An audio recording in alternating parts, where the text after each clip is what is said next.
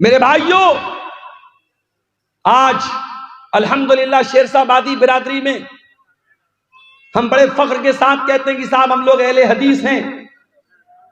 ابھی ارریا کے کسی سیاسی لیڈر نے اس برادری کے بارے میں کچھ نازیبا باتیں کہی تو میں نے کل جماعت کے بڑے علماء کے بیانات دیکھے کہ نہیں صاحب یہ غلط بات ہے، ہماری برادری کے اوپر بہت بڑا الزام لگایا جا رہا ہے۔ ہم بڑے فخر کے ساتھ اپنے آپ کو اہل حدیث کہتے ہیں، لیکن کبھی ہم نے غور کیا کہ اہل حدیث کا مطلب کیا ہوتا ہے؟ کیا سینے پر ہاتھ باندھ لینا، آمین زور سے بول لینا، نماز میں رفع الیدین کر لینا، 8 رکعت تراویح پڑھ لینا، کیا یہی پہچان ہے اہل حدیث کی؟ نہیں میرے بھائی، ہم نے اہل حدیث کا مطلب نہیں سمجھا۔ اہل حدیث اس انسان کو بولتے ہیں جو قرآن و حدیث کے اوپر عمل کرتا ہے، صرف زبان سے دعویٰ نہیں کرتا ہے، عمل کرتا ہے، جس کا اخلاق، جس کا کردار، جس کا کیریکٹر، جس کا چال چلن، جس کا چرتر یہ بتاتا ہے کہ ہاں یہ قرآن و حدیث پر چلنے والا ہے، اس انسان کو اہل حدیث کہتے ہیں، اس انسان کو سلفی کہتے ہیں۔ اور آج بھی دنیا میں ایسے لوگ ہیں کہ آپ حیرت کریں گے کہ کیا ایسے بھی لوگ پیدا ہو سکتے ہیں؟ چلیے میں آپ کو ایک سچا واقعہ سناتا ہوں جو لیٹسٹ واقعہ ہے، ہمارے اس دور کا واقعہ ہے۔ اس دور میں جب انسانیت مردہ ہو رہی ہے، جب اخلاق فنا ہو رہے ہیں، جب لوگ باتیں تو بڑی بڑی کرتے ہیں لیکن عمل کے معاملے میں زیرو ہیں، اس دور کا ایک سچا واقعہ میں آپ کو بتا رہا ہوں۔ چلیے میں آپ کو مدینہ لے کے چلتا ہوں۔ مدینہ کے اندر ایک بہت بڑے عالم ہیں، اس وقت بہت بوڑھے ہو چکے ہیں، ان کا نام ہے شیخ عبد المحسن العباد حفظہ اللہ، بہت بڑے عالم ہیں شیخ عبد المحسن العباد۔ ان کو محدث مدینہ کہا جاتا ہے، مدینہ کے بہت بڑے عالم ہیں، امام ہیں۔ ان کے بیٹے جن کا نام شیخ عبد الرزاق البدر ہے، وہ مدینہ یونیورسٹی کے اندر حدیث پڑھاتے ہیں اور مسجد نبوی میں حدیث کا درس دیتے ہیں، اور ہزاروں نہیں لاکھوں اسٹوڈنٹس ان سے حدیث پڑھتے ہیں۔ شیخ عبد الرزاق البدر بہت بڑے عالم ہیں، بہت بڑے اسکالر ہیں، اور ان کی شہرت اتنی ہے کہ ایک مرتبہ وہ ملیشیا گئے اور وہاں ایک مسجد میں ان کا درس تھا، تو صرف ان کے اس درس میں 1 لاکھ کے قریب طلبہ اور اسٹوڈنٹ شامل ہوئے تھے۔ اتنی بڑی وہ سیلیبریٹی اور اتنی بڑی شخصیت ہے شیخ عبد الرزاق البدر۔ شیخ عبد الرزاق البدر کے یہاں ایک آدمی ڈرائیونگ کا کام کرتا تھا، گاڑی چلاتا تھا، انڈیا کے آندھرا پردیش کے شہر وجے واڑہ میں۔ وجے واڑہ بہت مشہور شہر ہے آندھرا پردیش کا، میں 2 سال وہاں رمضان میں رہا ہوں، بہت اچھے لوگ ہیں، بڑے دیندار لوگ ہیں۔ وجے واڑہ کا ایک آدمی سعودی عرب میں شیخ عبد الرزاق البدر کے گھر 4 ویلر کی کار کی ڈرائیونگ کرتا تھا، ڈرائیور تھا۔ اب ظاہر ہے ڈرائیور کی حیثیت کیا ہوتی ہے بھائی؟ ڈرائیور ایک ملازم ہوتا ہے، نوکر ہوتا ہے، اس کو تنخواہ دیتے ہیں، ہمارے یہاں کام کرتا ہے۔ وہ ڈرائیور بیمار پڑ گیا، 20 سال تک اس نے سروس کی، پھر بیمار رہنے لگا۔ اس نے شیخ سے معذرت کی کہ اب میری طبیعت خراب رہتی ہے، وہ انڈیا واپس چلا ہے۔ آج کے دور میں ایک ڈرائیور گیا، دوسرا ڈرائیور چلا آیا، کون پوچھنے جاتا ہے؟ شیخ عبد الرزاق البدر اپنے اس بوڑھے ڈرائیور کو روزانہ تو نہیں، مہینے میں 3-4 بار کال کر کے اس کی حال چال پوچھتے ہیں، اس کی طبیعت کے بارے میں رپورٹ لیتے ہیں۔ پھر ایسا معلوم ہوتا ہے، ایسا پتا چلتا ہے کہ وہ ڈرائیور برین ہیمریج کا شکار ہو جاتا ہے، اس کو برین ہیمریج ہو جاتا ہے، وہ کوما میں چلا جاتا ہے، ہاسپٹل کے ICU کے اندر وہ ایڈمٹ ہو جاتا ہے۔ شیخ عبد الرزاق البدر کو معلوم ہوتا ہے کہ میرے گھر پہ 20 سال ڈرائیونگ کرنے والا ڈرائیور برین ہیمریج کا شکار ہو چکا ہے اور وجے واڑہ کے ایک ہاسپٹل میں ایڈمٹ ہوا ہے۔ غور سے سننا میرے پیارے بھائیوں، تقریریں تو آپ نے بہت سنی ہوں گی، لیکن تقریروں میں جو باتیں بیان کی جاتی ہیں، کبھی کبھی ہم کو لگتا ہے کہ وہ باتیں اسٹیج پر تو بیان کرنے کے لائق ہیں، لیکن پریکٹیکل ان کے اوپر عمل نہیں ہو سکتا۔ لیکن یہ سچا واقعہ جو میں بتانے جا رہا ہوں، یہ سچا واقعہ آپ کو ثبوت دے رہا ہے کہ تقریر کے اندر جو باتیں بیان کی جاتی ہیں ان باتوں پر اگر انسان عمل کرنا چاہے تو آج کے اس نازک دور میں بھی عمل کر سکتا ہے۔ 20 سال تک ڈرائیونگ کرنے والا وہ ڈرائیور برین ہیمریج کا شکار ہے، ہاسپٹل میں ایڈمٹ ہے۔ شیخ عبدالرزاق البدر اس کے بیٹے سے کانٹیکٹ میں ہے، بیٹے سے بات چیت ہوتی ہے۔ ایک دن بیٹے کے پاس فون آتا ہے کہ آپ کے ابا کی عیادت کرنے کے لیے، ان کی حال چال کے لیے، ان کو دیکھنے کے لیے سعودی عرب سے شیخ عبدالرزاق البدر کی طرف سے کوئی آنے والا ہے۔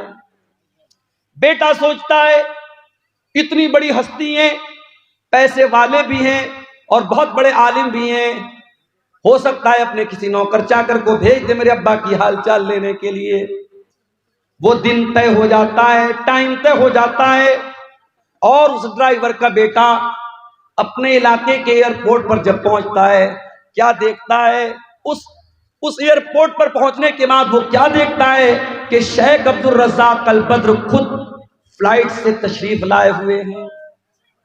اپنے بوڑھے ڈرائیور، اپنے بیمار ڈرائیور کی عیادت کرنے کے لیے، اس کی حال چال لینے کے لیے، اس کی خبر گیری کرنے کے لیے سعودی عرب سے وجے واڑہ تک کا، آندھرا پردیش تک کا لمبا سفر بغیر کسی اپوائنٹمنٹ کے اور بغیر کسی کو بتائے ہوئے شیخ عبدالرزاق البدر طے کرتے ہیں۔ میرے بھائیوں، ہمارا حال تو یہ، ہم کٹیہار سے پٹنہ بھی اگر جاتے تو کوئی نہ کوئی مقصد ہوتا ہے، کوئی نہ کوئی کاروباری معاملہ ہوتا ہے، کسی سے پیسے کا لین دین ہوتا ہے، کوئی نہ کوئی دنیاوی مفاد ہوتا ہے۔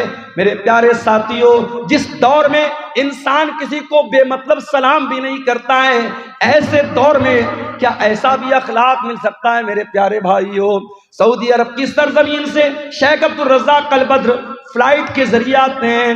حالانکہ اگر وہ ایک کال کر دیں، ایک میسج کر دیں، ان کے لاکھوں اسٹوڈنٹ ہیں ہندوستان کی سرزمین پر، جو بچے مدینہ میں جا کے پڑھتے ہیں وہ شیخ عبدالرزاق البدر سے بھی پڑھتے ہیں۔ جتنے مدنی عالم آپ کو ملیں گے، جو بعد میں جو مدنی عالم ہوئے ہیں، وہ سب ان کے شاگرد آپ کو ملیں گے۔ جتنے بھی مدنی عالم ہیں سب مدینہ میں پڑھے، ان کے شاگرد ہیں۔ ایک میسج کر دیں، طلبہ کی اور اسٹوڈنٹ کی بھیڑ لگ جائے گی۔ مگر شیخ عبدالرزاق البدر نے کسی کو نہیں بتایا، بغیر کسی اپوائنٹمنٹ کے اچانک آئے، ڈرائیور کے بیٹے کے ساتھ کار میں بیٹھ کے ہاسپٹل آئے، اپنے اس بوڑھے ملازم کی دیر تک بیٹھ کر کے اس کو دعاؤں سے نوازا، اس کی پیسے سے بھی مدد کی اور ان کے گھر والوں کو تسلی دی، اور پھر واپس چلے گئے۔ میرے پیارے ساتھیوں، یہ اس دور کے ایک عالم، ایک قرآن و سنت پر بیان کرنے والے اور قرآن و سنت پر عمل کرنے والے ایک عالم کا سچا واقعہ ہمیں یہ بتاتا ہے۔ میرے بھائیوں کے دل میں اگر اللہ کا ڈر ہو، دل میں اللہ کا خوف ہو، تو قرآن و سنت کی باتیں صرف اسٹیج پر بیان نہیں ہوتی ہیں، ان کے اوپر عمل بھی کیا جا سکتا ہے، اور آج کے دور میں عمل کرنے والے بھی موجود ہیں۔ ہمارا معاملہ کیا ہے؟ مجھ سے کبھی کبھی لوگ سوال کرتے ہیں، میں ممبئی گیا، لوگ مجھ سے پوچھنے لگے مولانا صاحب لگتا ہے آپ کا پروگرام کٹیہار میں بہت ہوتا ہے۔ اچھا، کچھ تو چینل والوں کی مہربانی ہے، ایک ہی تقریر کو وہ 10 چینل والے، اب تو یہ ماشاءاللہ گنتی کرنا چاہے تو ہم لوگ گنتی بھی نہیں کر سکتے کتنے کیمرے لگے ہیں، اس میں کیا کیا نام ہے چینل کا یہ بھی نہیں معلوم۔ اب تو میں ڈرتا ہوں بھائی کون سی بات کب نکل جائے اور یہ چینل والے کیا اس کو عنوان دے دیں۔ ڈاکٹر ذاکر نائک صاحب کے بارے میں نے بڑے ادب کے دائرے میں، بڑی تہذیب کے دائرے میں، اسی سیمانچل میں تقریر میں ان کی کچھ باتوں سے اختلاف کیا۔ اب چینل والا کیا تھمبنیل ڈال رہا ہے، ڈاکٹر ذاکر نائک حنفی ہو گیا، ڈاکٹر ذاکر نائک اہل حدیث نہیں، اس سے بچو۔ اب لوگ مجھ سے سوال کر رہے ہیں کہ آپ نے ڈاکٹر ذاکر نائک کے خلاف کیا بولا ہے، کیا بولا ہے۔ میں نے کہا بھیا جا کے چینل والوں سے پوچھو۔ تو حالات تو یہ ہے، میں بیان کچھ کرتا ہوں، اس پر رپورٹ کچھ لگا دیتے ہیں۔ تو لوگ مجھ سے سوال کرتے ہیں ممبئی وغیرہ میں کہ مولانا لگتا ہے آپ کا پروگرام ادھر جو ہے کٹیہار سائیڈ میں، سیمانچل سائیڈ میں بہت ہوتا ہے۔ اور حقیقت میں اگر آپ دیکھیں، صرف میری بات نہیں ہے، جو بھی ہمارے جماعت کے بڑے بڑے مقررین ہیں، جیسے مولانا جرجیت صاحب ہو گئے، اور اسی طریقے سے اور بھی جو بھی اس وقت جو مقررین کو ہم جانتے ہیں، جو چل رہے ہیں یا جن کو سوشل میڈیا پہ سنا جا رہا ہے، اس میں سے بہت سارے لوگ آپ کے سیمانچل میں آتے ہیں۔ سیمانچل میں جلسے اتنے ہو رہے ہیں، تقریریں اتنی سنی جا رہی ہیں، مگر اثر کیوں نہیں ہو رہا ہے؟ کیا بے پردگی میں کوئی کمی آ رہی ہے؟ کیا شراب کے نشے میں کوئی کمی آ رہی ہے؟ کیا زنا کاری اور بدکاری میں کوئی کمی آ رہی ہے؟ کیا شادی بیاہ میں لین دین میں کوئی کمی آ رہی ہے؟ اسی بہار کی سرزمین پر چمپارن کے ایک ہمارے دوست ہیں، ساتھی ہیں، ہمارے ساتھ پڑھانے والے ٹیچر ہیں، ان کی بیٹی کے رشتے کی بات آئی۔ لڑکا معمولی سا کوئی کام کرتا ہے، محنت مزدوری کا کام کرتا ہے، 5 لاکھ روپے کی ڈیمانڈ کی اس نے۔ وہ ٹیچر ہمارے ساتھ پڑھاتے، کہنے لگے مولانا یہ حالات ہیں ہماری جماعت کے لوگوں، اہل حدیث لڑکا ہے، گھر والے بڑے پکے اہل حدیث ہیں، 5 لاکھ روپے کی ڈیمانڈ ہوئی ہے کہ لڑکی کی شادی کرنا ہے تو 5 لاکھ روپیہ لے کے آؤ۔ میرے بھائیوں، دعویٰ کرنا بند کر دو اہل حدیثیت کا۔ تمہارے شادی بیاہ میں اگر تم قرآن و سنت کو فالو نہیں کرتے ہو، لین دین میں اگر قرآن و حدیث کو فالو نہیں کرتے ہو، چال چلن میں قرآن و حدیث پر نہیں چلتے ہو، تو صرف سینے پر ہاتھ باندھ کر اور رفع الیدین کر کے اپنے آپ کو اہل حدیث کہنا بند کر دو، بند کر دو اہل حدیثوں کو بدنام کرنا۔ ہمارے دل کٹھور ہو چکے ہیں میرے بھائی، اتنی تقریریں سن رہے ہیں مگر کوئی اثر نہیں پڑ رہا ہے۔ کیوں؟ قرآن کا وہ سوال ہم سے اور آپ سے بھی ہو رہا ہے، الم یان للذین آمنوا، اے ایمان والو وہ سمے کب آئے گا، وہ ٹائم کب آئے گا، وہ وقت کب آئے گا، ان تخشع قلوبہم لذکر اللہ، کہ اللہ کا کلام سن کر کے صرف تمہارے کانوں کو اچھا نہیں لگے گا بلکہ تمہارے دل کے اوپر بھی اس کا ایفیکٹ پڑے گا، اس کا پربھاؤ پڑے گا۔ ہمارا حال تو یہ ہو گیا ہے، ایک کان سے سننا ہے، دوسرے کان سے سننا ہے، کان تک تعلق ہے بس، دل سے کوئی کنیکشن نہیں ہے۔ ہمارے نوجوانوں کو دیکھ لو، ہماری بہنوں کو دیکھ لو، نوجوان لڑکیوں کو دیکھ لو، ساری محنت کس پر ہو رہی ہے؟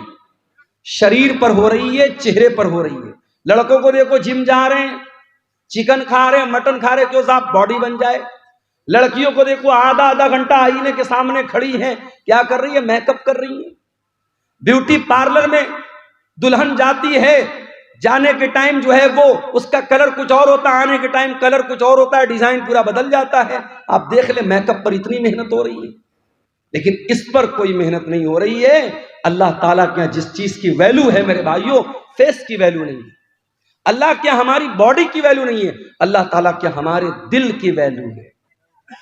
ابراہیم علیہ السلام دعا کرتے ہیں، وَلَا تُخْزِنِي يَوْمَ يُبْعَثُونَ، اے اللہ تو مجھے قیامت کے دن ذلیل مت کرنا، اے اللہ تو مجھے قیامت کے دن رسوا مت کرنا۔ یوم لا ينفع مال ولا بنون، جس دن نہ مال کام آئے گا نہ اولاد کام آئے گی، الا من اتى اللہ بقلب سلیم، قیامت کے دن تو وہی کامیاب ہوگا اے اللہ جو صاف ستھرا دل لے کر کے آئے۔ تمہارے چہرے کتنے صاف ستھرے ہیں، تمہارے بالوں میں کتنی خوبصورتی ہے، تمہارا شریر کتنا خوبصورت ہے، اللہ تعالیٰ کے یہ میٹر نہیں کرتا ہے۔ ہاں، اللہ کیا یہ میٹر کرتا ہے کہ آپ کا دل کتنا صاف ستھرا ہے۔ کہیں ایسا تو نہیں کہ چہرہ تو بہت اچھا ہے، باڈی تو بہت مضبوط ہے، مگر دل کے اندر گندگی بھری ہے، دل کے اندر لالچ بھرا ہے، دل کے اندر خود غرضی بھری ہے، دل کے اندر مال کی محبت بھری ہے، دل کے اندر دنیا کی محبت بھری ہے، دل کے اندر شرارت بھری ہے۔ دل صاف نہیں ہوگا میرے بھائیوں، ہم اللہ کے کامیاب نہیں ہو سکتے۔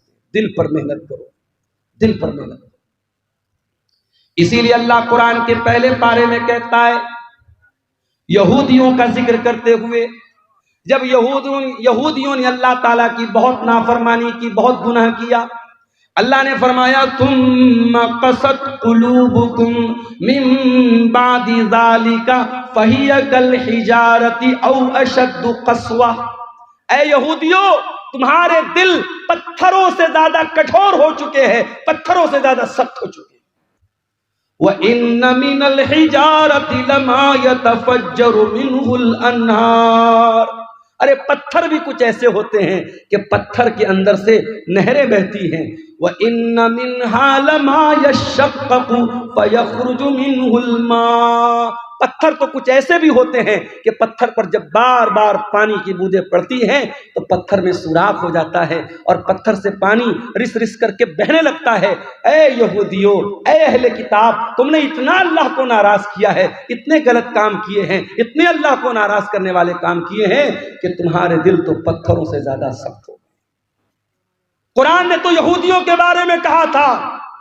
معاف کرنا میرے بھائیوں، ہمیں اور آپ کو اس آیت کو اپنے اوپر بھی آج اپلائی کرنے کی ضرورت ہے۔ کہیں ایسا تو نہیں کہ ہمارے دل بھی پتھروں سے زیادہ کٹھور ہو گئے۔ وہی قرآن جو قرآن ڈاکو سنتا تھا تو سدھر جاتا تھا، توبہ کر لیتا تھا۔ ایک ڈاکو تھا جس کا نام تھا فضیل ابن عیاض۔ اس کا کام تھا ڈاکہ ڈالنا، لوگوں کے مکان میں جا کے چوری کرنا، لوگوں کا مال ہڑپ لینا، لوگوں کا پیسہ چوری کر لینا۔ ایک دن رات کا وقت تھا، ایک مکان کی چھت پہ جا کے کودتا ہے، رات کا سناٹا ہے، فضیل ابن عیاض ڈاکہ ڈالنے کے لیے، چوری کرنے کے لیے گیا ہے، ایک مکان کی چھت میں کودتا ہے۔ دور سے کوئی اللہ کا بندہ اپنے گھر میں بیٹھ کے قرآن کی تلاوت کر رہا ہے، اس کی تلاوت کی آواز فضیل ابن عیاض کے کانوں میں پڑتی ہے اور اتفاق سے وہ انسان قرآن کی یہی آیت پڑھ رہا ہے، أَلَمْ يَأْنِ لِلَّذِينَ آمَنُوا أَن تَخْشَعَ قُلُوبُهُمْ لِذِكْرِ اللَّهِ، اے ایمان والو، کیا ابھی وہ سمے نہیں آیا کہ اللہ کا کلام سن کر کے تمہارے دل پگھل جائیں، تمہارے دل کانپ جائیں، تمہارے دل نرم پڑ جائیں۔ جب یہ آیت حضرت فضیل ابن عیاض کے کان میں پڑی، کہا اے اللہ، میں تیرا اتنا گنہگار بندہ ہوں، کوئی رات میں بیٹھ کے قرآن کی تلاوت کر رہا ہے، کوئی قرآن پڑھ رہا ہے اور میں بیٹھ کے لوگوں کا مال چوری کر رہا ہوں، میں ڈاکہ ڈال رہا ہوں۔ اے اللہ، میں توبہ کرتا ہوں تیری بارگاہ میں، وہ ٹائم آ گیا ہے اللہ جس ٹائم کے بارے میں تو پوچھ رہا ہے کہ وہ سمے کب آئے گا، وہ سمے آ چکا ہے۔ فضیل ابن عیاض نے سچی توبہ کی، وہاں سے نکلے، ایک جگہ اندھیرا تھا، بارش کا موسم تھا، لوگ ایک جگہ رکے ہوئے تھے ایک مکان میں اور آپس میں باتیں کر رہے تھے۔ رات بہت ہو گئی ہے، اب ہمیں یہیں رک جانا چاہیے۔ کسی نے کہا نہیں، یہاں رکو مت، ہمیں چلنا چاہیے، کیا پتا فضیل ابن عیاض نام کا ڈاکو کہیں چھپا ہو اور ہمیں پکڑ کر کے ہمیں لوٹ لے، مار لے، اس سے پہلے کہ ہمارا مال چوری ہو جائے، ہمیں یہاں سے نکل جانا چاہیے۔ فضیل ابن عیاض نے آسمان کی طرف دیکھا، کہا اے اللہ، تیرے بندے آج مجھ سے ڈرتے ہیں، انہیں ڈر ہے فضیل ابن عیاض نہ آ جائے، میرا مال چوری نہ ہو جائے، میرے مال پہ ڈاکہ نہ پڑ جائے۔ اے اللہ، آج تیرا بندہ تجھ سے سچی توبہ کرتا ہے اور تجھ سے وعدہ کرتا ہے جب تک زندہ رہے گا تیرے گھر کو نہیں چھوڑے گا، اپنی ساری زندگی تیرے گھر کے لیے قربان کر دے گا، تیری مسجد کے لیے قربان کر دے گا۔ فضیل ابن عیاض توبہ کرتے ہیں اور وہاں سے وہ مکہ آتے ہیں اور ساری زندگی اپنے آپ کو خانے کعبہ کے ساتھ جوڑ لیتے ہیں اور اتنے بڑے عالم بن جاتے ہیں، اتنے بڑے امام بن جاتے ہیں کہ ان کو اپنے دور کا سب سے بڑا عالم مانا جاتا ہے اور سب سے بڑے بڑے زاہد اور عابد لوگوں میں ان کا شمار ہوتا ہے۔ قرآن تو وہی ہے میرے بھائی، قرآن وہی ہے، قرآن کی آیتیں وہی ہیں۔ ایک ڈاکو نے سنا اور توبہ کر لی، اور ہم اور آپ اس قرآن کو سنتے ہیں اور ہمارے دل پر کوئی اثر کیوں نہیں ہوتا؟ قرآن جواب دے رہا ہے، ثم قست قلوبکم من بعد ذالک، تمہارے دل پتھروں سے بھی زیادہ کٹھور ہو چکے۔ اتفاق سے رمضان کے لاسٹ میں عمرہ کرنے کا موقع ملا، اللہ کے فضل و کرم سے، اس کی توفیق سے۔ اب عمرہ کرنے بھی جو لوگ جاتے ہیں، اللہ معاف کرے، اللہ رحم کرے، عمرہ کی برکت بھی دھیرے دھیرے ختم ہو رہی ہے۔ وہاں بھی صاحب طواف ہو رہا ہے، ساتھ میں سیلفی لی جا رہی ہے۔ اب بالی ووڈ کی بڑی بڑی ہیروئنیں صاحب ساری زندگی وہ ننگا پن کرتی رہیں، ناچتی رہیں، گاتی رہیں، اب وہ اپنے گناہوں کو دھونے کے لیے کیا کر رہی ہیں؟ عمرہ کرنے جا رہی ہیں۔ عمرہ کرنے گئیں، اب وہاں کیا ہے صاحب، فوٹو شوٹ ہو رہا ہے۔ مدینہ کے اندر پہنچی تو جو بڑی بڑی چھتری لگی ہے مسجد نبوی کے اندر، اس کے نیچے، میں بالی ووڈ کی ہیروئن نام نہیں لوں گا ورنہ چینل والے بھی فٹ فٹ سے تھمبنیل ڈال دیں گے، وہ بیچاری جا کے وہاں فوٹو شوٹ کر رہی ہے اور آ کر کے پھر اپنا فلمیں بنانے لگی۔ پھر وہ سارے کام جو فلمی دنیا کے ہو رہے تھے وہ ہونے لگے. اب دھیرے دھیرے عمرہ اور حج کی روحانیت بھی میرے بھائیوں ختم ہو رہی ہے. پہلے وہ دور تھا لوگ جب عمرہ کرنے جاتے تھے, حج کرنے جاتے تھے, جب واپس لوٹتے تھے تو دل کی دنیا بدل جاتی تھی, دل کی دنیا بدل جاتی تھی, ایک چینجنگ آ جاتی تھی, ایک پریورتن آ جاتا تھا. آج کوئی پریورتن نہیں آ رہا ہے. آج پیسہ والا ہے, چلو بھائی چلو, جیسے لوگ پکنک منانے جاتے, کوئی ممبئی جاتا ہے, کوئی کولکتہ جاتا ہے, کوئی دلی جاتا ہے, چلو ہم عمرہ کر کے چلے آئیں. اب عمرہ کو بھی لوگوں نے پکنک بنا دیا ہے.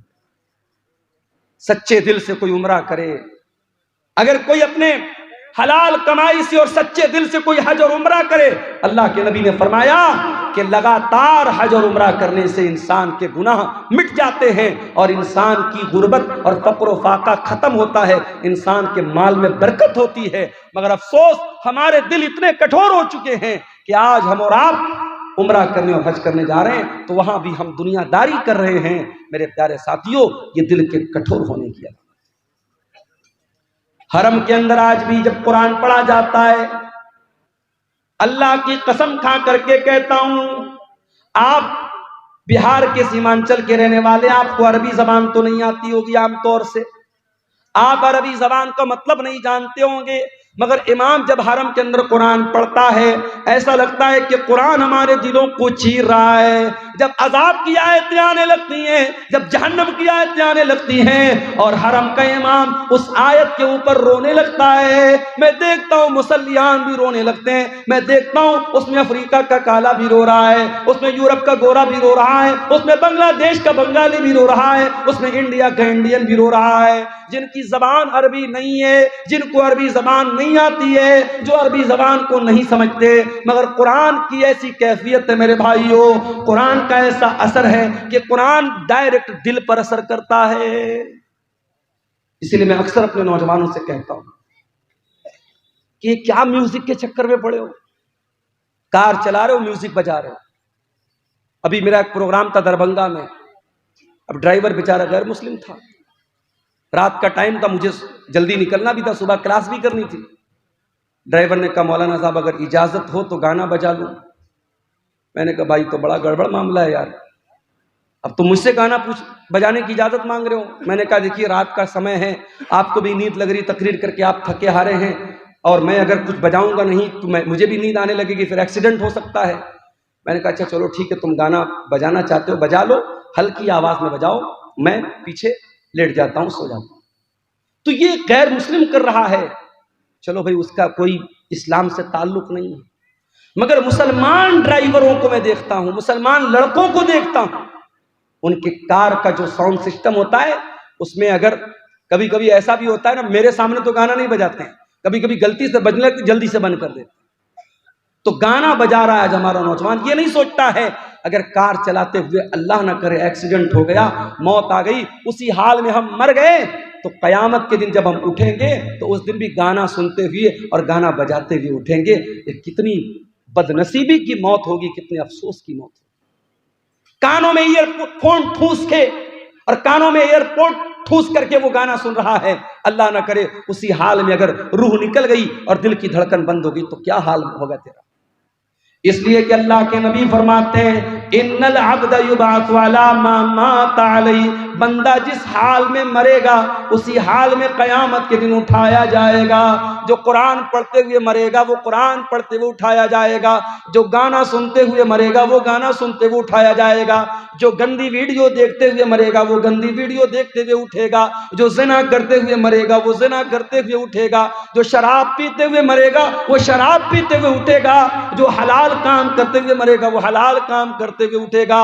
حتیٰ کہ اگر کوئی حاجی حج کرنے گیا ہے, اللہ کے نبی نے فرمایا اگر احرام کی حالت میں حاجی کا انتقال ہو جائے تو اس کو الگ سے کوئی کفن پہنانے کی ضرورت نہیں ہے, اسی احرام کے کپڑے میں اسے کفنا دو. اس لیے کہ قیامت کے دن وہ حاجی جب اٹھے گا تو اسی احرام کے کپڑے میں اٹھے گا اور لبیک اللہم لبیک کہتے ہوئے اٹھے گا. میرے ساتھیوں, اگر آپ کو گانا اور میوزک سے پیار اور محبت ہے اور آپ کے دل کو گانے کی آواز سے سکون ملتا ہے, میوزک سے سکون ملتا ہے, تو یہ اس بات کی پہچان ہے کہ دل کے اندر ایمان بہت کمزور ہو چکا ہے, دل مردہ ہو رہا ہے. اس لیے کہ قرآن کہتا ہے الا بذکر اللہ تطمئن القلوب، ایمان والوں کے دل کو تو اللہ کے ذکر سے سکون ملتا ہے، ایمان والوں کے دلوں کو تو قرآن سے سکون ملتا ہے۔ ہمارے پیارے نبی صلی اللہ تعالی علیہ وسلم قرآن پڑھا بھی کرتے تھے اور قرآن سنا بھی کرتے تھے۔ ایک مرتبہ آپ نے حضرت عبداللہ بن مسعود سے کہا، اے عبداللہ تم مجھے قرآن پڑھ کے سناؤ۔ عبداللہ بن مسعود بہت اچھا قرآن پڑھتے تھے، بہت خوبصورت آواز تھی۔ عبداللہ بن مسعود نے کہا کہ اے اللہ کے رسول میں آپ کو قرآن پڑھ کے سناؤں؟ یہ قرآن تو آپ ہی کے اوپر اترا ہے، میں آپ کو کیسے پڑھ کے سناؤں؟ آپ نے فرمایا، اے عبداللہ انی احب ان اسمعہ من غیری، آج میں دوسرے کے منہ سے قرآن سننا چاہتا ہوں، آج تم مجھ کو قرآن پڑھ کے سناؤ۔ حضرت عبداللہ قرآن پڑھنے لگے، اللہ کے نبی سن رہے ہیں، حضرت عبداللہ قرآن پڑھ رہے ہیں۔ اللہ اکبر، اللہ کے نبی بیٹھ کر کے قرآن سن رہے ہیں۔ میرے نوجوانوں ذرا دل پہ ہاتھ رکھ کے بتاؤ، آخری بار تم نے اپنے موبائل میں قرآن کب سنا؟ چلو آؤ اسی بات پر چیک کیا جائے، تمہارے یوٹیوب کی ہسٹری چیک کی جائے، تمہارے براؤزر کی ہسٹری چیک کی جائے، تم نے لاسٹ ٹائم قرآن کو کب پلے کیا تھا، تمہارے موبائل میں قرآن کب تم نے سنا تھا، قرآن کو کب چلایا تھا؟ چیک کیا جائے تو شرمندگی اٹھانی پڑ جائے گی، شرمندہ ہونا پڑ جائے گا۔ موبائل آپ لاک کر کے واپس رکھ دیں، نہیں مولوی صاحب رہنے دیجیے۔ یہ حالات ہیں ہمارے، ہمارا نوجوان آج قرآن کو نہ پڑھتا ہے نہ سنتا ہے۔ تمہارے نبی کا حال یہ ہے، نبی قرآن سن رہے ہیں، حضرت عبداللہ قرآن پڑھ رہے ہیں۔ عبداللہ بن مسعود کہتے ہیں میں قرآن پڑھنے لگا، اللہ کے پیارے نبی غور سے قرآن کو سننے لگے۔ میں سورہ نساء کی تلاوت کر رہا تھا، میں پڑھتے پڑھتے جب سورہ نساء کی آیت نمبر 31 کے اوپر پہنچا، فَكَيْفَ إِذَا جِئْنَا مِنْ كُلِّ أُمَّةٍ بِشَهِيدٍ وَجِئْنَا بِكَ عَلَىٰ هَٰؤُلَاءِ شَهِيدًا۔ اے نبی اس وقت آپ کا کیا حال ہوگا جب ہم ہر امت کے اوپر سے گواہ لائیں گے، اور اے نبی ہم آپ کی امت پر آپ کو گواہ بنائیں گے۔ جب اس آیت پر میں پہنچا، اللہ کے نبی نے کہا حسبک الآن، اے عبداللہ اب رک جاؤ، اب بس کر دو، اب رک جاؤ، اسٹاپ کر دو۔ حضرت عبداللہ بن مسعود کہتے ہیں میں نے نظروں کو اٹھا کر کے دیکھا کہ اللہ کے نبی مجھ کو کیوں روک رہے ہیں، کیوں منع کر رہے ہیں۔ فَإِذَا عَيْنَاهُ تَذْرِفَانِ، میں نے کیا دیکھا کہ اللہ کے نبی کی آنکھوں سے آنسو بہ رہے ہیں، اللہ کے نبی رو رہے ہیں، اللہ کے نبی کی آنکھوں سے آنسو بہ رہے ہیں۔ وہ ذمہ داری کا جو احساس آپ کو ہوا، جو ذمہ داری قیامت کے دن آپ کے کندھوں پر ڈالی جائے گی، اس ذمہ داری کو یاد کر کے اللہ کے نبی رو رہے ہیں۔ نبی تو روئیں اپنی ذمہ داری کو یاد کر کے، اور ہم اور آپ بس اسی پر فخر کریں کہ صاحب ہم تو اہل حدیث ہیں، جنت ہمارے باپ کی ہے، جنت کا سرٹیفکیٹ ہم لے کے بیٹھے ہیں۔ ہم اور آپ کبھی ہمیں قرآن پڑھ کر کے اور سن کر کے ہمیں رونے کی نوبت ہمیں نہیں آتی۔ میرے بھائیوں یہ آنکھیں خشک ہیں مولا، انہیں رونا نہیں آتا، یہ آنکھیں خشک ہے مولا، انہیں رونا نہیں آتا۔ کبھی غور کرو میرے بھائیوں، آخری بار آپ کی آنکھوں سے آنسو اللہ کے خوف سے کب نکلے؟ کسی کے مرنے پہ نکلے ہوں گے، کوئی تکلیف ہوئی ہوگی نکلے ہوں گے، کوئی درد ہوا ہوگا نکلے ہوں گے، مگر ان آنسوؤں سے اللہ کے خوف سے آنسو کب نکلا تھا؟ ذرا سوچنا میرے بھائیوں، ذرا ہم سب اپنے گریبان میں جھانکیں اور سوچیں اللہ کے خوف سے آنسو کب نکلا تھا؟ اللہ کے نبی فرماتے ہیں لَيْسَ شَيْءٌ أَحَبُّ إِلَى اللَّهِ مِنْ قَطْرَتَيْنِ، اللہ تعالیٰ کو دو قطرے بہت پسند ہیں، دو قطرے اللہ تعالیٰ کو بہت پسند ہیں۔ قطرۃ دموع من خشیت اللہ، ایک آنسو کا قطرہ جو انسان کی آنکھوں سے اللہ کے خوف سے نکلتا ہے، اللہ کے ڈر سے نکلتا ہے، وہ آنسو کے قطرے اللہ تعالیٰ کو بہت پسند ہیں۔ وقطرۃ دم تحراق فی سبیل اللہ، اور دوسرا وہ خون کا قطرہ جو اللہ کی راہ میں بہایا جاتا ہے، اللہ کی راہ میں شہید ہونے والا، اللہ کی راہ میں جہاد کرنے والا، اللہ کی راہ میں لڑنے والا، اس کے خون کے قطرے اللہ تعالیٰ کو بہت پسند ہیں۔ وہ آنسو جو اللہ کے خوف سے نکلتے ہیں میرے بھائی، وہ آنسو اللہ کو بہت پسند ہے۔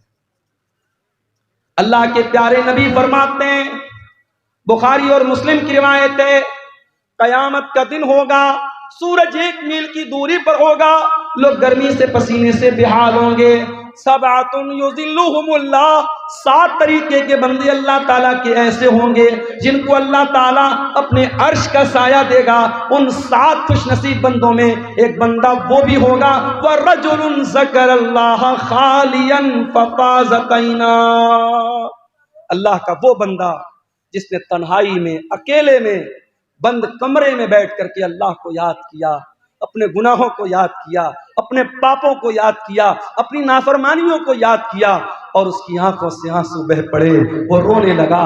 اس اللہ کے خوف سے بہنے والے آنسو کو اللہ تعالیٰ قیامت کے دن ان کی لاج رکھے گا، اور اس انسان کو اللہ تعالیٰ قیامت کے دن گرمی سے بچائے گا، سورج کی تپش سے بچائے گا۔ میرے بھائیوں، میں پھر سے اسی آیت کو پڑھتا ہوں جو خطبہ مسنونہ کے بعد میں نے پڑھی تھی۔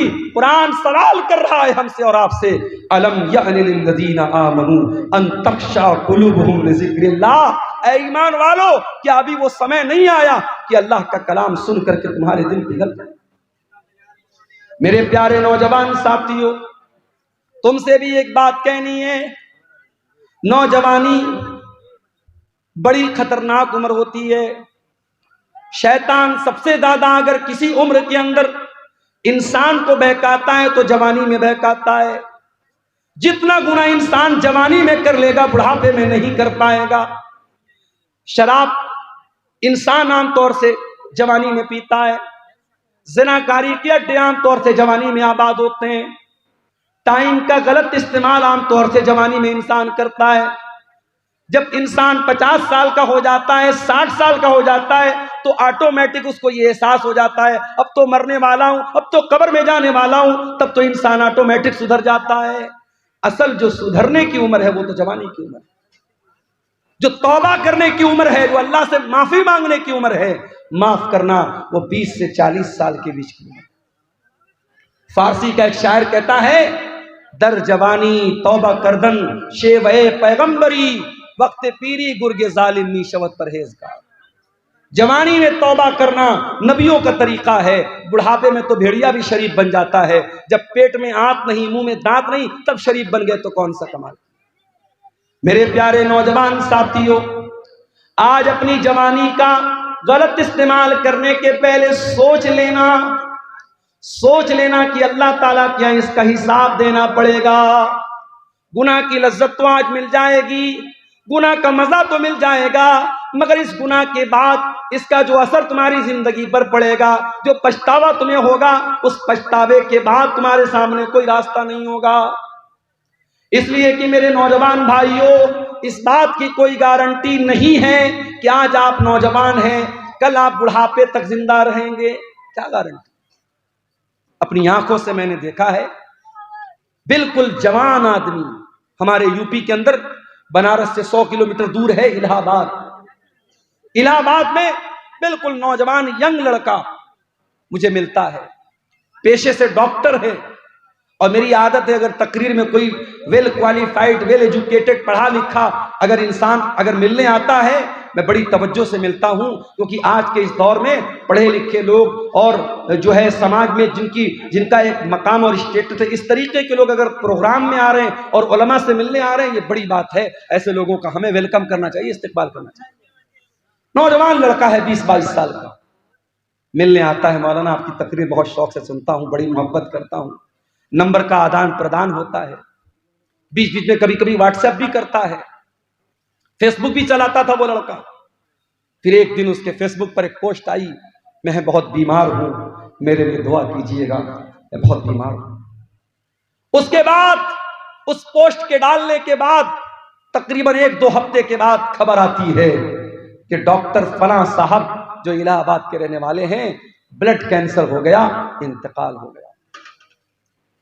1 سال پہلے جب وہ لڑکا ملا تھا مجھے، اس کی باڈی کو دیکھ کر کے میں سوچ بھی نہیں سکتا تھا کہ 1 سال بعد اس کے مرنے کی خبر آئے۔ ہم نہیں جانتے میرے بھائیوں ہماری موت کا کیا بہانہ بنے گا۔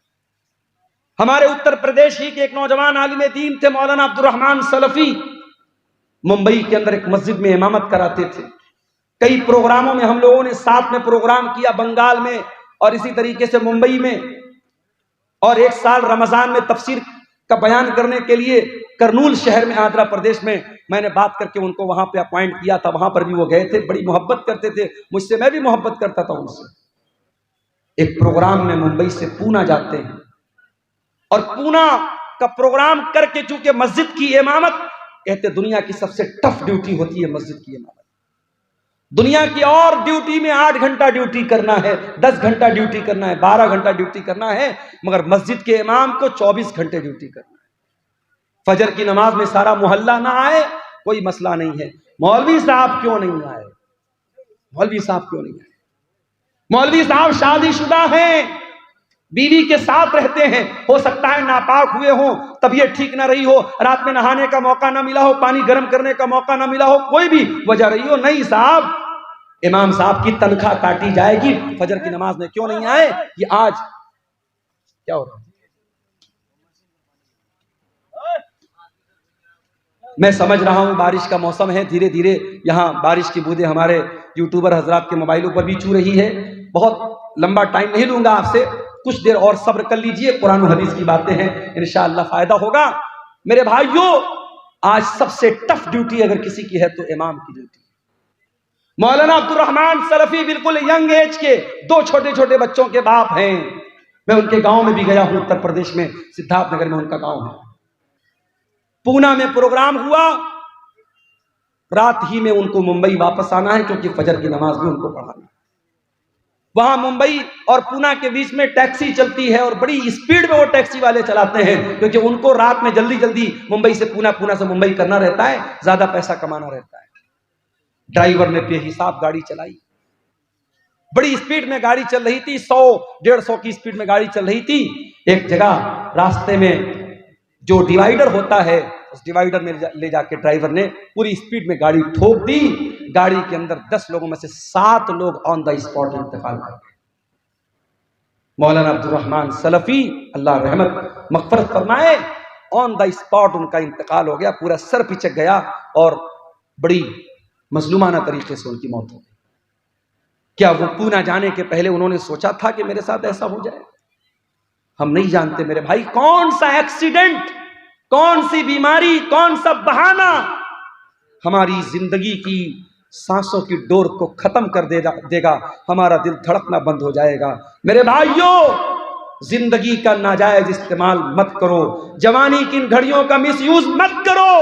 اس جوانی میں غلط کام کر کے اگر اللہ کے چلے گئے بغیر توبہ کیے تو پچھتانا پڑے گا میرے بھائی۔ ان تقول نفس یا حسرتا علی ما فرطت فی جنب اللہ، اے میرے بندو اللہ سے توبہ کر لو، معافی مانگ لو، سدھر جاؤ، اس کے پہلے کہ قیامت کے دن تم کو کہنا پڑے کہ ہائے ہماری بربادی، کاش میں نے یہ لاپرواہی نہ کی ہوتی، وَإِن كُنتُ لَمِنَ السَّاخِرِينَ، کاش میں نے اللہ کے دین کا مذاق نہ اڑایا ہوتا، کاش میں بھی دین پر چلتا، میں اللہ کے راستے پر چلتا۔ میرے بھائیوں، کبھی برف بیچنے والے کو آپ نے دیکھا ہوگا، برف بیچنے والا جتنا جلدی پاسبل ہو برف بیچ کے نکل جانا چاہتا ہے، کیونکہ جتنی تیزی سے اس کی برف پگھلے گی اس کا پیسہ برباد ہو جائے گا۔ ایک آدمی مارکیٹ میں برف بیچ رہا تھا، صبح سے دوپہر ہو گئی، تھوڑی سی اس کی برف بکی تھی، اور بڑی تیزی سے دن گزر رہا ہے اور برف اس کی پگھلتی چلی جا رہی ہے۔ ایک آدمی نے دیکھا کہ وہ برف بیچنے والا جب دوپہر ہو گئی اور برف نہیں بک رہی ہے تو وہ چلانے لگا اور کہنے لگا کہ اے لوگو، اس کے پہلے کہ میرا کیپٹل ختم ہو جائے، میری پونجی ختم ہو جائے، میرا سرمایہ ختم ہو جائے، میری برف کو خرید لو، میرا برف خرید لو، اس سے پہلے کہ میں لٹ جاؤں، میں برباد ہو جاؤں۔ وہ آدمی کہتا ہے اس برف بیچنے والے کو جب میں نے دیکھا تب مجھے قرآن کی اس آیت کا مطلب سمجھ میں آیا، والعصر ان الانسان لفی خسر، قسم ہے زمانے کی، بے شک انسان بہت بڑے گھاٹے میں ہے۔ جو انسان اپنے ٹائم کی قدر نہ کرے، اپنے سمے کی قدر نہ کرے، اپنی جوانی کی قدر نہ کرے، اپنے ٹائم کا صحیح استعمال نہ کرے، اس سے بڑا خسارے میں اور اس سے بڑا نقصان اٹھانے والا میرے بھائیوں کوئی نہیں ہے۔ آج ہمارے نوجوان ساتھیوں کو اس پر بھی غور کرنے کی ضرورت ہے کہ آپ اپنی جوانی کو کہاں گزاریں۔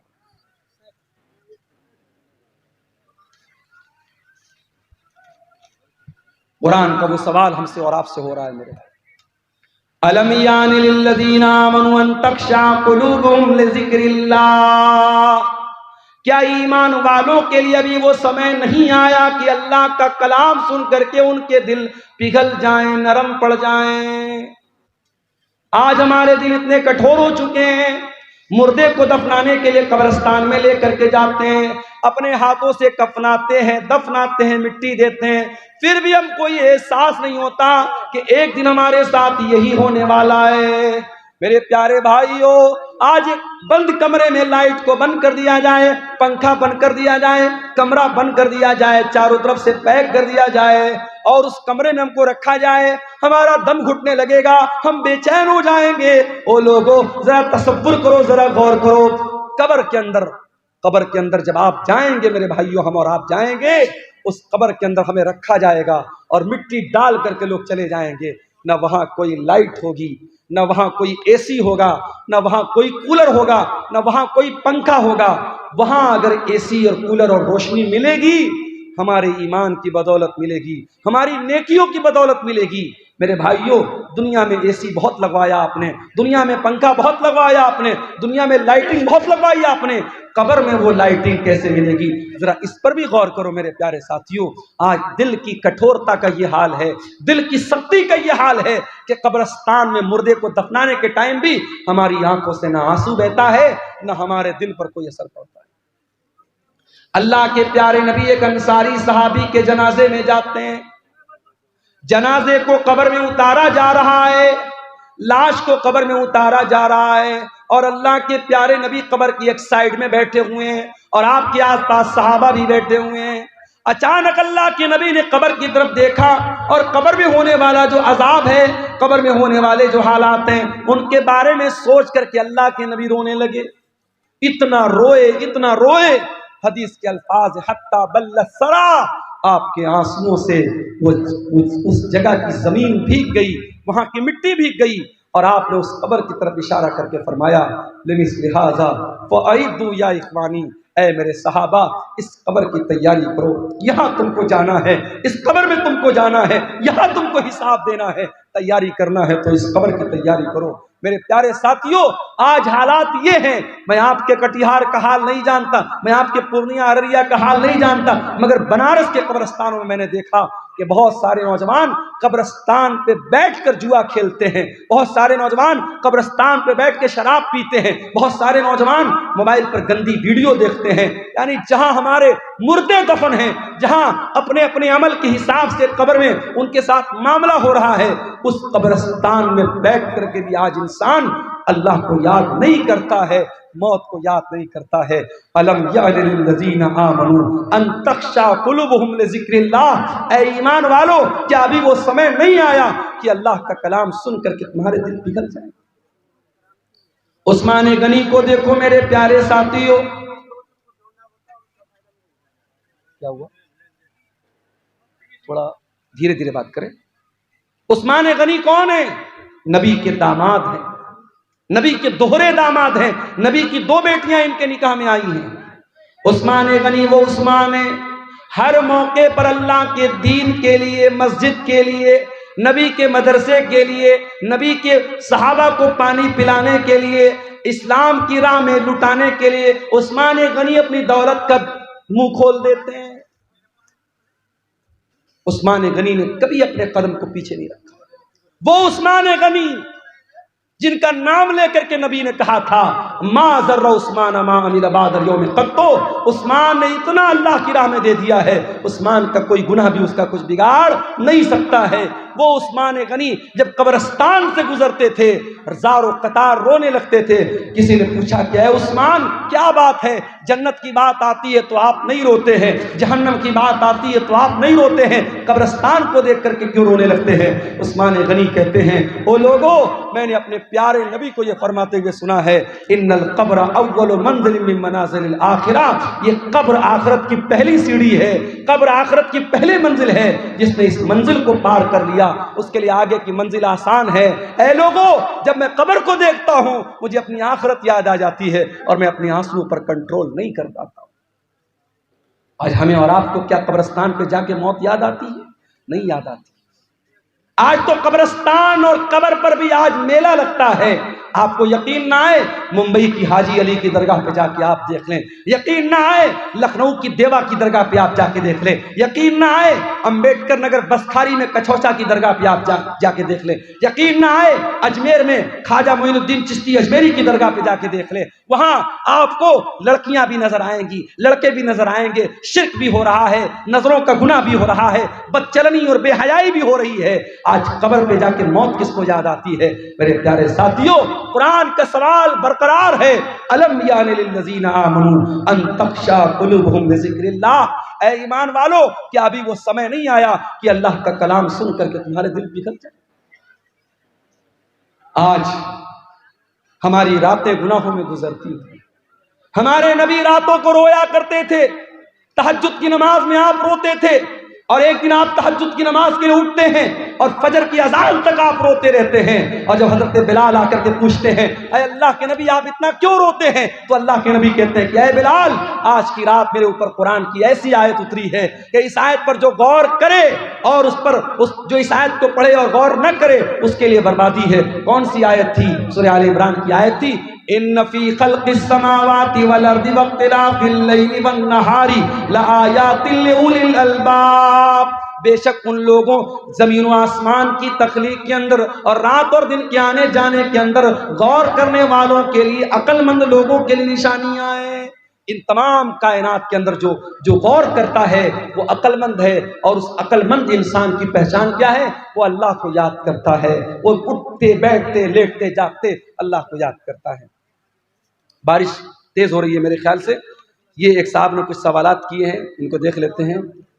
औलाद को जायदाद से महरूम करना कैसा है? गुनाह है, बहुत बड़ा गुनाह है। औलाद जितनी भी नाफरमान हो, औलाद को, माँ बाप को ये अधिकार नहीं है कि उसको जायदाद से आप करें, महरूम करें। मैं इसी कटिहार के इलाके में बयान कर चुका हूं कि बहुत सारे ऐसे केस भी देखने को मिले हैं कि बाप की वजह से बेटे की आंख में आंसू, बाप एक बेटे को अपनी सारी जमीन और जायदाद दे रहा है और दूसरे बेटे को महरूम कर रहा है। ये नाइंसाफी और ये अदल इंसाफ का गला घोटना, मेरे भाइयों, इसका हिसाब अल्लाह के हमको देना पड़ेगा। ये नाइंसाफी नहीं चलेगी। एक सवाल ये आया है, एविएटर में पैसा लगाना कैसा है? एविएटर हो, चाहे ड्रीम 11 हो, चाहे कोई भी ऐसा ऐप हो जिसमें हम पैसा लगा करके पैसा डबल भी कर सकते हैं, पूरा पैसा डुबा भी सकते हैं। पैसे को दांव पे लगाना ये जुआ है। जहां आप पैसा लगा करके दांव पे लगा रहे हैं, खतरे पे लगा रहे हैं कि पैसा आपका डूब भी सकता है और पैसा डबल भी हो सकता है, ये कोई बिजनेस नहीं है, जुआ है, सट्टा है, जो इस्लाम में हराम है। इस्लाम में पैसा लगा करके पैसा कमाने का दो तरीका है। एक तरीका तो ये कि आप डायरेक्ट बिजनेस करें, आपको अल्लाह ने पैसा दिया है, आप कोई दुकान खोल लें, कोई शॉप खोल लें, कोई बिजनेस स्टार्ट कर लें। और दूसरा तरीका ये है, अगर आपके पास टाइम नहीं है, आप किसी ऐसे इंसान को जिसके पास, क्या करें, बंद कर दें हैं? बहुत ज्यादा बारिश हो रही ना। चलिए तो ठीक है, ये एक दो सवाल और है। रफुल यदैन के बगैर नमाज होगी कि नहीं होगी?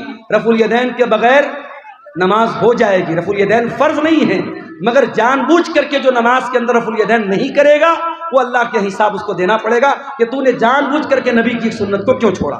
और चौथा सवाल है कि औरतें अपने शौहर के सामने बनाओ